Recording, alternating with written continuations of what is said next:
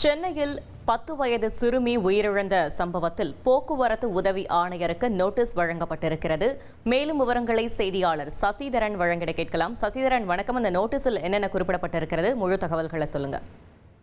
அதாவது நேற்றைய தினம் செம்பியம் காவல் எல்லைக்குட்பட்ட பகுதியில் மாணவி ஒருவர் இருசக்கர வாகனத்தில் தன் தாயாருடன் சென்ற போது கீழே விழுந்த நிலையில் பின்னால் வந்த தண்ணீர் லாரி ஏறி அவர் உயிரிழந்திருக்கிறார். இந்த நிலையில பள்ளி சிறுமி ஏற்றிய டிராங்கர் லாரியின் ஓட்டுநர் கைது செய்யப்பட்டு விசாரணை மேற்கொண்டு வரப்பட்ட நிலையில் போக்குவரத்து காவல் உதவி ஆணையருக்கு 17A நோட்டீஸ் அனுப்பப்பட்டிருக்கிறது.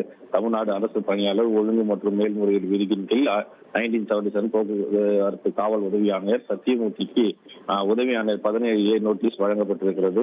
இதில் உயர் அதிகாரிகள் முன்னிலையில் அவர் ஆஜராகி உரிய விளக்கம் அளிக்க வேண்டும். குற்றச்சாட்டு உறுதி செய்யப்பட்டால் துறை ரீதியான நடவடிக்கை எடுக்கப்படும் எனவும் அறிவிக்கப்பட்டிருக்கிறது. இந்த தண்டனை நிரூபிக்கப்பட்டால் சம்பள உயர்வு, தற்காலிக நிறுத்தம் அல்லது பதவி இறக்கம் என இரண்டில் ஏதாவது ஒரு தண்டனை வழங்கப்படும் எனவும் தெரிவிக்கப்பட்டிருக்கிறது.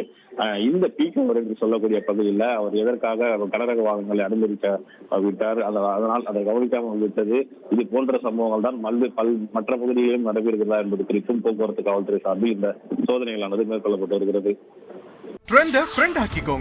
ரெண்டரை கோடிக்கும் அதிகமான தந்தி டிவியின் சப்ஸ்கிரைபர்ஸ் அண்ட் ஃபாலோவர்ஸ் குடும்பத்துல நீங்களும் இணையுங்க.